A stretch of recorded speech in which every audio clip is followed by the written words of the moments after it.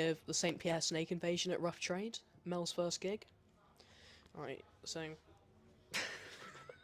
Correct. Right. Both correct. Good Alright. start. So how have you both been? 'Cause I haven't interviewed you since like 2020, and I interviewed you at Trees, but you won't remember that. I'm all right. Yeah, I'm excited about the show. Last time you interviewed me was a different band during lockdown, and you Let's were move on then. you were about this guy. You were about half the height, I think, as well. This guy though. Do you want that back? Yeah, what band was that? Russia. Don't care. No one does. No, they do. They do. I care. This is how Falco treats you whenever you mention St Pierre. He's not brave enough to treat me like this. Alright. This was the only reason I joined St Pierre, is so someone could try and keep Damien in check for a bit. You're doing a good job so far. Alright. So what music were you into when you were 14 like me? What have I discovered when I was 14? Green Day, probably. I just listened to all the same stuff that my sisters listened to when I was a kid, because they were older than me. So, yeah, lots of punk stuff, basically. Similar for me, when I was 14, your Kerrang was a big thing, so it was anything that was in Kerrang. So obviously, Oh, Kerrang! I thought you said the Quran. Quran. I was big into the Quran. My next door neighbours were Kenyan Muslims, so I'd go round there and we would listen to Limp Bizkit and recite verse from the Quran. Alhamdulillah. The first CD I ever got was Limp Bizkit and Chocolate Starfish. There you go. See. Yeah, and look, there's a resurgence of new metal at the moment, and what's great to see is that people are still saying that Limp Bizkit are terrible, but Wes Borland is incredible, which is what I would agree. I listened to those albums because I thought he was a great guitarist, and that hasn't changed. Yeah. So how's it going, Mel, being in St Pierre? It's great. I remember when Damien joined McCluskey and he wouldn't shut up about it. It's kind of... He still does it. Am I in McCluskey? Apparently, yeah, someone told me. But that's, kind of how it is for me. I don't need to blow any smoke up this man's backside, but everyone knows that St Pierre are one of my favourite bands, and it's very nice to be in the St Pierre now. It's great. Right. So Damien, my uncle back there, he wants to know if you feel that being Ginger's held back your musical career. I'll answer that and say yes.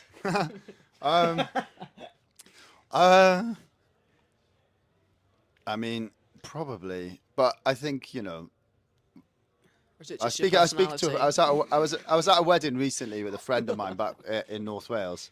I missed what he said there. What was that? What was snide little comment was that? Nothing. No, go on. I said, I'm or not is it just voting. your personality that's held you back? Probably for a long time. I was, Bit of both. I had a problem with ego for a long time. I lacked humility for. Had no. a problem. No, I think Have you gotten over that now? that person's dead. So and I'm before you a refreshed and humble person. But I think being Ginger may have had an impact. But then Frank Carter has had a career in music, so there's hope for us all. I meant that as in Ginger's, not because he makes terrible music or anything like that.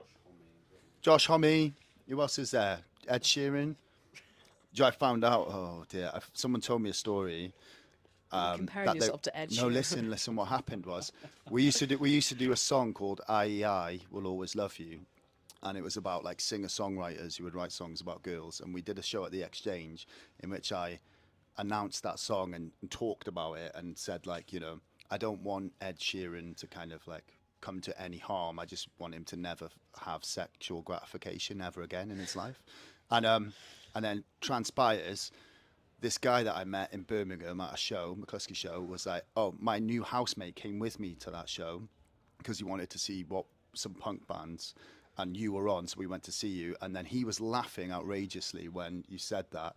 And then when everyone else stopped laughing, he nudged me and went, the reason I find that funny is because Ed's my brother. So like Ed Sheeran's brother. And apparently he went back and told Ed. So presumably Ed Sheeran is Gonna come tonight. has potentially listened to St Pierre and been as nonplussed as everyone else. We get some Ed Sheeran covers in the set. I couldn't. He's very talented at singing, and I'm good looking and charismatic. So You should get some of the tattoos. yeah, we have got. I mean, that's par for the course when you're ginger, and you have skin like a jellyfish. You have to put tattoos on it.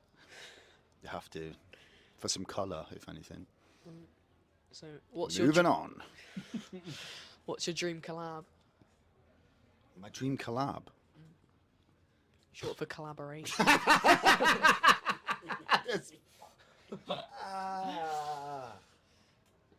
Mine would be one that I'm not in.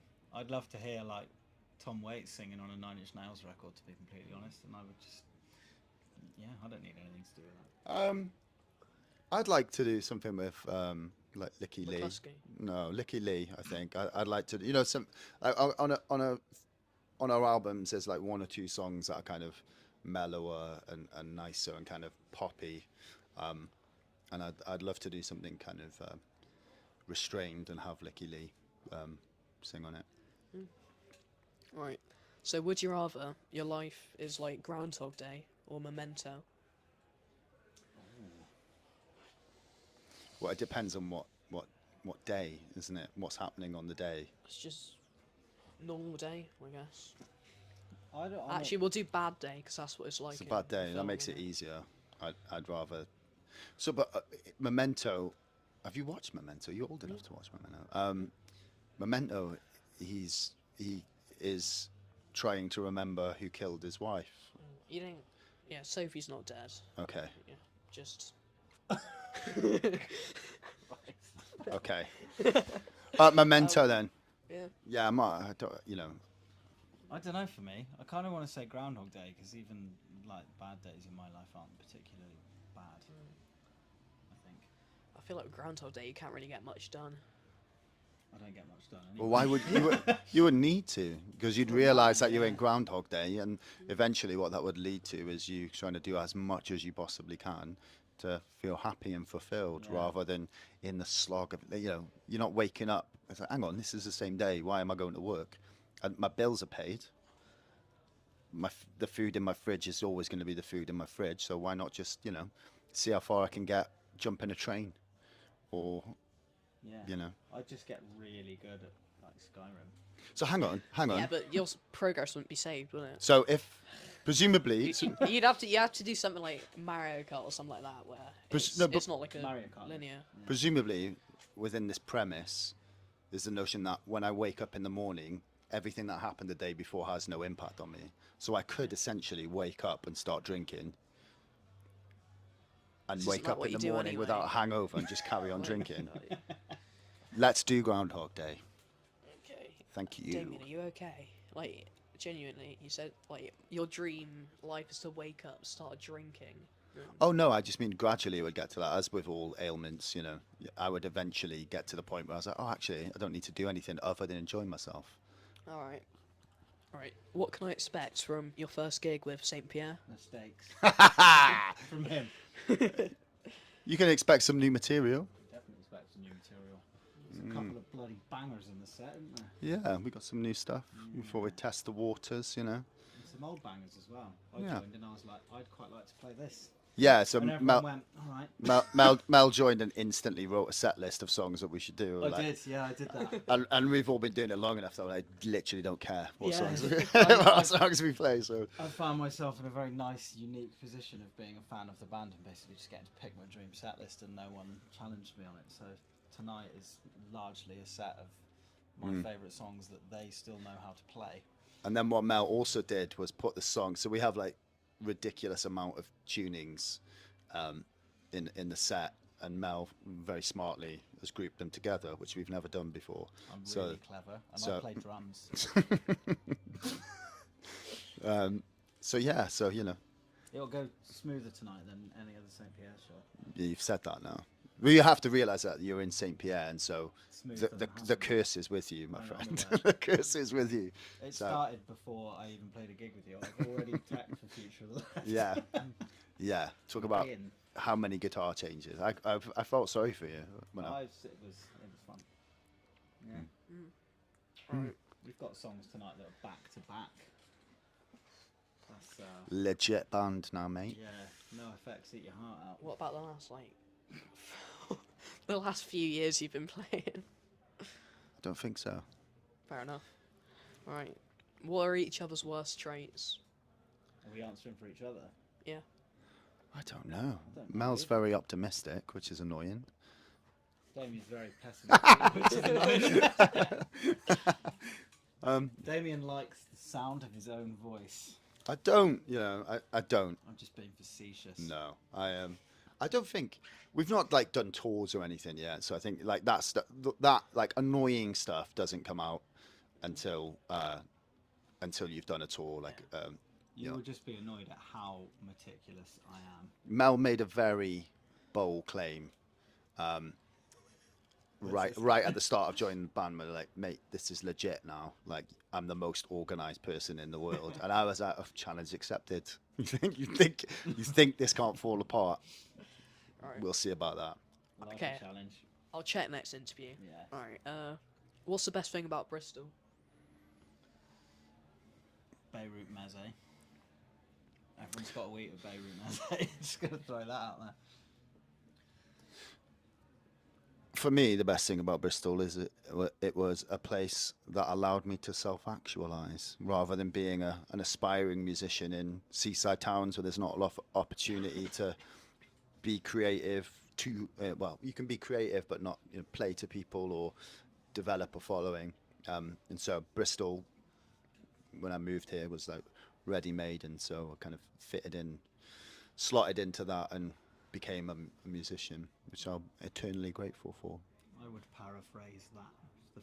When I moved here, it was the first place that I was like, I actually feel like I belong somewhere. Yeah, I Found agree. other weirdos into the same kind of stuff as me, and here we are. It's all right now. I agree. What's the largest mammal you could beat in a fight? Largest mammal? Damien. Yeah. I don't. My I mean, sister. probably just a human being. Well, come on, that's a cop out. Okay, well, maybe a brown bear. Fair play. A small brown bear. Because I dream, I have intrusive thoughts about being ambush attacked by animals and eaten alive. I think it's like when I'm stressed, I think it's the psychology behind it is probably that I'm not in control of my situation. And so being attacked by an animal larger than me is the epitome of that. But if I was attacked by a Kodiak, no chance. Polar bear, no chance. A little brown bear, we'd have a go. We'd see what's happening. Alright. No guard. That's I the can problem see- with bears. They've got no guard. My They're uncle's, wide open to it all. my uncle's really excited sitting on this interview because he really likes St Pierre, but I can just see like the interest disappointment. drain. Like, just I mean, draining away. it happens a lot. I see it at festivals and after shows. People for some reason want to talk to me, and then by the end of it, they're like, "Oh my God, this guy's a punisher. Get out." So All right then. I understand Yeah. That's how everyone in Bristol feels. that I'm a punisher. Yeah. They just don't want to talk to you. Oh, that's fine. Because you're punished. That's a win-win situation for me. Right. All right. What's next with St Pierre? We have I think we have an album written. I'm kind of. It's always a thing with an album. You write it and then you have a collection of songs and then you go to record it and you rehearse it and you have an idea of sequencing and then the closer you get to recording, you start to overthink. But I think we've got 11 or 12 songs that are strong enough to be on an album, whether or not it stays the same version that it is now will be seen. But yeah, I think we just need to get up to speed with that. Learn. We're doing 2 new ones tonight, so get the rest, learn, and then hopefully record next year at some point, and then album in 2026. So that's still 3 years between albums, but who cares? Are the new ones written with Mel? Look, yeah, in the sense that In the I- sense that I'm probably the first drummer to play them.